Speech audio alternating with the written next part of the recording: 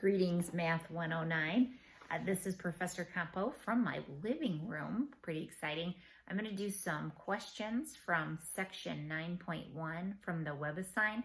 Had a couple people send me a lot of questions last night. So we're going to try this YouTube option because I've lost a couple videos so far, and I'm going to try a different option. So let's see how this works. So first one is question 2 from, again, this is section 9.1, and I think this was Jalen's question. So number 2 says negative 5/8x equals 10. I need to somehow get that x by itself because I'm simply solving for x. So if I multiply both sides by 8, then I get negative 5x equals 80. And then I'm going to divide both sides by negative 5. So x equals a negative 16. So the answer to that one should be a negative 16. You can always check your work by taking that negative 16 and putting it in there. Now some of you may have actually even skipped a step or shortened it a little bit and said, I'm going to multiply by negative 8/5. So you could handle that in the same way. This just breaks it down into steps. All right, let's try number 6. So number 6 says 2x minus 3/4 plus 1/2 equals 5/2. Now this is, you could live with the fractions, you could find common denominators, or a simpler option is to simply clear all those fractions. So as I look at this, I see I have a denominator of 4, 2, and 2. If I multiply the whole thing by 4, now what's really important is that you do the whole thing. So if I multiply the whole thing by 4, then I'm going to clear all those fractions. So 4 times this 2x minus 3/4. I'm actually going to put that 2x minus 3 in a parentheses just to remind you that that's all one piece there because it's in the numerator. So 2x minus 3/4 times 4. Those 4's cancel, and I'm left with 2x minus 3. Get my plus sign. 1/2 times 4. Well, 1/2 of 4 is 2. 5/2 times 4. So 5 times 4, excuse me, 5 times 4 is 20, divided by 2 is 10. Simplify this side, so 2x minus 3 plus 2 is a negative 1, equals to 10. Add 1 to both sides. 2x equals 11. Divide both sides by 2.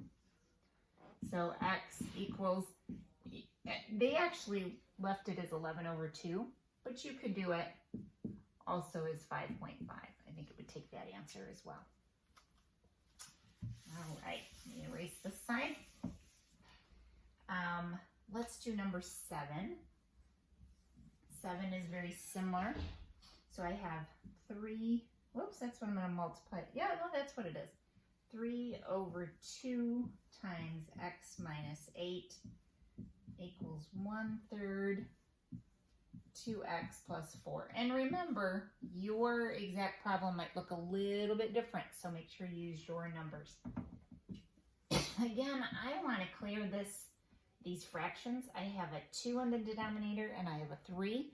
So let's figure out how to clear that. If I multiply through by 6, I clear both the 2 and the 3. Now, where am I getting that number? That's the least common multiple of 2 and 3. Think of it as the common denominator. So I'm going to multiply times 6. So 6 times 3 divided by 2 is a 9. 9 times x minus 8. 6 times this 1/3. So 6/3 is 2 times 2x plus 4. So I'm going to clear those parentheses. 9x minus 72 equals 4x plus 8. get all the variables on one side and all the numbers on the other. So I'm going to subtract 4x from both sides. So I have 5x minus 72 equals 8. Add 72 to both sides. So 5x equals 80. Divide both sides by 5. So then we know that x equals 16. So there's my answer. Again, it's all about, these are all very normal, shall I say, foundational algebra concepts. Always follow that same procedure of clearing the fractions, clearing parentheses, getting all the variables on one side, all the constants or just numbers on the other, and then solve for the x.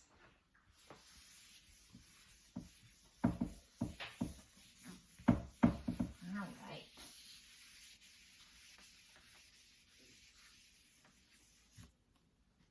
So then Patrick sent me a few, and it looked like he actually figured this one out. But since he wasn't the only one that asked me this question, I thought perhaps I should go ahead and do this. There were several where you were simply solving for a particular variable. So in this case, this happens to be the temperature conversion from Fahrenheit to Celsius, or from Celsius to Fahrenheit. You can go either way. Often when you look up the formula, it'll have it written out for you. So if I looked at negative, if I want to subtract 32 from both sides, so f minus 32 equals 9 over 5 times c. Now I still want the c by itself. So how do I get that c by itself? Well, I could think of it as dividing by 9 and multiplying by 5, but you can also think about it as multiplying by this reciprocal. So if I simply multiply times that reciprocal, and interestingly, they typically just leave it written just like this. So written out just like that. Okay, a funny thing just occurred to me. I will have to figure out how to make sure this doesn't get posted in mirror image. So I might have to come up with a different way of doing this. Well, stay tuned. We're all still learning together. All right, let's try number 19. 19 is similar. They give you a formula that time equals the length over a rate. They call it a speed. My favorite thing to do is always to write out the variable. So if t is time, and they said they do it in seconds, L is length in inches, S is speed, and this is in inches per second. So we're told that it's they need 2 minutes. So 2 minutes, you would all recognize that's 120 seconds, right? Because it says we need this in seconds. So if I'm going to take this formula, T equals L over S, I have 120 seconds equals the length. That's what I'm looking for, is the length. And my speed is 3.5 inches per second. So 3.5 inches per second. And then I just need to solve for that L. So if I multiply both sides times 3.5, multiply times 3.5. So 3.5 times 120 actually gives me 420 inches. That's my length. Okay.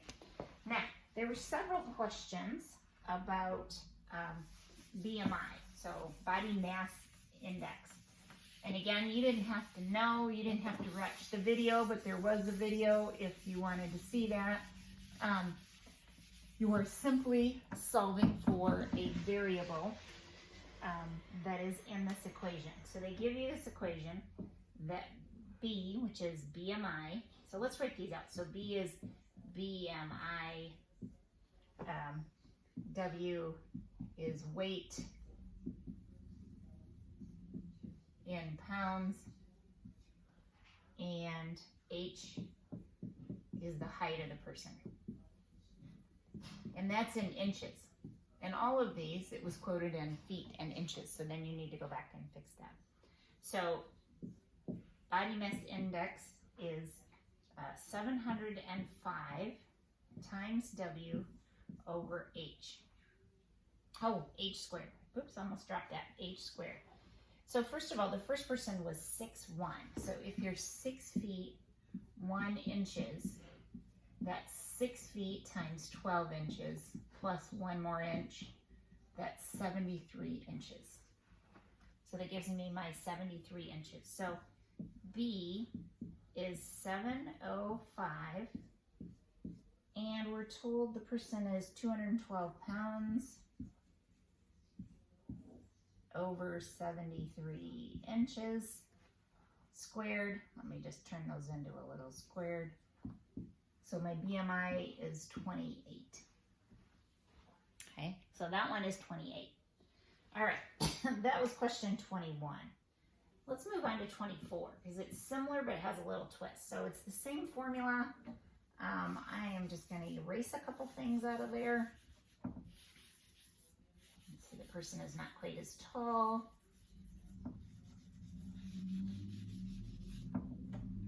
And we have, let's see, 5'7". So 5 feet 7 inches. So 5 times 12 plus 7 inches. So 5 times 12 is 60 plus that 7, so 67 inches. So that one is 67 inches. So instead of the height being 73, it's going to be 67, and we got to square that. And the person is 170 pounds. So when I do that multiplication, I get a BMI of 26.6986, repeating.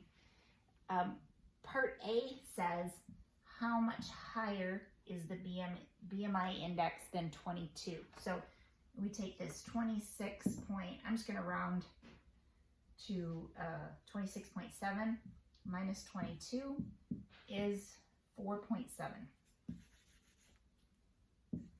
So this is 4.7. Part B says, so here's the trickier one in part B. And so I'm going to erase a couple things here. Let me keep that 26 over there. Part B says, what would she have to weigh to reduce her BMI to 22? So instead of solving for the BMI, we're given that the BMI is 22, and we know that the height is still the 67 inches. It's the same person, but we're going to solve for W. So if I multiply, man, I keep wanting to write the inches instead of the squared. If we multiply both sides by 67 squared, and I divide by the 705, so what I do to one side, I have to do to the other, right? Divide by 705, multiply by 67 squared, I come up with the weight is 140.08. The person right now weighs 170, so 170 minus 140 is 30 pounds. So part B says, how much do they have to lose? They have to lose 30 pounds. Again, your answers might be a little bit different. All right, I'm going to sign off for now and get this uploaded.